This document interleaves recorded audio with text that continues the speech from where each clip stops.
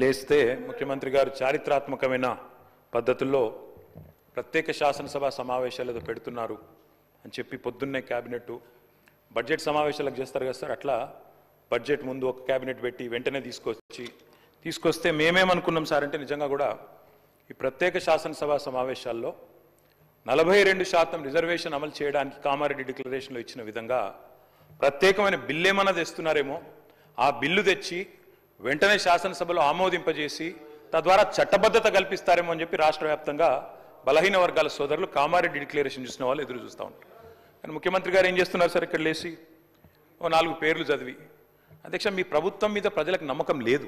ఎందుకంటే రేవంత్ రెడ్డి గారు మీరే చెప్పినారు, సమగ్ర కుటుంబ సర్వే జరిగినప్పుడు తమరిచ్చిన ఉపన్యాసమే మొత్తం యూట్యూబ్లో ఉంది, అన్ని టీవీలలో ఉంది. ఏమన్నారు సార్ ఆ రోజు? ఆ ముఖ్యమంత్రి చెప్తాడు సరే, ఎవరు పడితే వాళ్ళు వచ్చి మీ ఇంటికి వచ్చి వివరాలు అడిగితే ఇచ్చేస్తారా, అవలగాలు దివానాగాలు ఇచ్చేస్తారా అని మాట్లాడింది రేవంత్ రెడ్డి గారు, మేం కాదు. మీరు చెప్పిన మాటలనే ఎన్యూమరేటర్లకు చూపెట్టి చెప్పినారు, మేము ఇయ్యము మీకు వివరాలు, 57 రకాల వివరాలు అడుగుతున్నారు, ఎట్లిస్తాము మీరే అన్నారు ఆనాడు. ఎవరు పడితే వాళ్ళకి ఇచ్చేస్తామా వివరాలు అని మాట్లాడింది, అదే చూపెట్టి అడిగింది.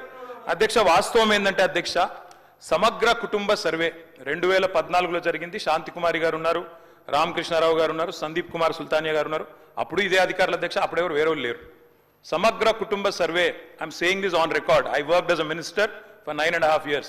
ఎస్, చేసింది మొత్తం ప్రభుత్వ అధికారులే, చేపించింది ప్రభుత్వమే. Yes, it is an official document. అందులో ఖచ్చితంగా మేము ఓపెన్ గా వెబ్సైట్ లోనే పెట్టినాం, అసెంబ్లీలో కాదు, చాటుమాటుకు కాదు, పారదర్శకంగా వెబ్సైట్ పెట్టాం. ఆ వెబ్సైట్ లోంచే పాయల్ శంకర్ గారు తీసుకున్నారు. ఏముంది అధ్యక్ష సమగ్ర, ఒక మాట మీ చేతిలో కూడా అదే ఉంది.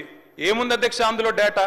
తేడా ఏంటంటే కేసీఆర్ గారి ప్రభుత్వానికి కాంగ్రెస్ ప్రభుత్వానికి అధ్యక్ష, సమగ్ర కుటుంబ సర్వేలో పాల్గొన్న కుటుంబాల సంఖ్య 1,03,00,000 కుటుంబాల అధ్యక్ష, 1,03,95,000. మొత్తం పాల్గొన్న ప్రజలు 3,68,00,000.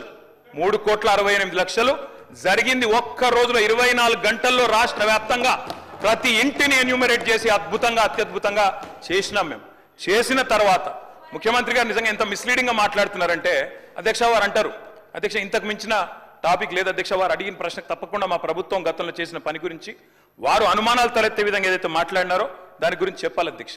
వారు అంటారు అధ్యక్ష బీసీల సంఖ్య అందులో ఎంత అని. ఎస్, ఆనాడు బీసీల సంఖ్య సమగ్ర కుటుంబ సర్వే ప్రకారం 1,85,61,856, 51%. 51% బీసీలు ప్లస్ అది కాకుండా ముస్లిం సామాజిక వర్గంలో ఉండే బీసీలను కూడా కలుపుకుంటే 10%. మొత్తం ఆనాడు సమగ్ర కుటుంబ సర్వే ప్రకారం రాష్ట్రంలో బీసీల సంఖ్య 61%. ఈ రోజు రాష్ట్ర వ్యాప్తంగా మేము మాట్లాడడం కాదు అధ్యక్ష, ఇక్కడ మా శ్రీనివాస్ యాదవ్ గారు కరెక్ట్ గా చెప్పినారు. మీ కాంగ్రెస్ పార్టీ ఎమ్మెల్సీ చెప్తున్నాడు బయట, దీన్ని తగలబెట్టండి, ఇంకా గలీజ్గా మాట్లాడింది నా మాట అన్న, తగలబెట్టండి అన్నాడు. దీన్ని తగలబెట్టండి ఈ నివేదికను తప్పుల తడక అని కాంగ్రెస్ పార్టీ ఎమ్మెల్సీ చెప్తున్నాడు, మేం కాదు. రాష్ట్ర వ్యాప్తంగా బలహీన వర్గాల సంఘాలు చెప్తున్నాయి. ఏమని చెప్తున్నాయి అధ్యక్ష? సమగ్ర కుటుంబ సర్వేలో 1,85,61,000 ఉన్న బీసీలు ఎట్లా 1,64,00,000 తగ్గినరు, 51% 46% ఎట్లయిందని అడుగుతున్నారు. శంకరన్న కూడా అదే అడిగింది కదా అధ్యక్ష, తప్పేం అడిగిండు? ఇక్కడ శంకరన్న ఒక్కడే అడుగుతలేడు అధ్యక్ష, బయట మీ కాంగ్రెస్ పార్టీ ఎమ్మెల్సీ మాట్లాడుతున్నాడు, మీరిచ్చిన స్టేట్మెంట్ను మీరిచ్చిన నివేదికను తగలబెట్టమని చెప్పిండు అధ్యక్ష, మామూలు కాదు. ఇంకొక మాట అధ్యక్ష, మేము అనుకున్నాం అధ్యక్ష శాసనసభ సమావేశం ప్రత్యేకంగా పెడితే ఇవాళ ఏం చెప్పినారు మీరు కొత్తగా?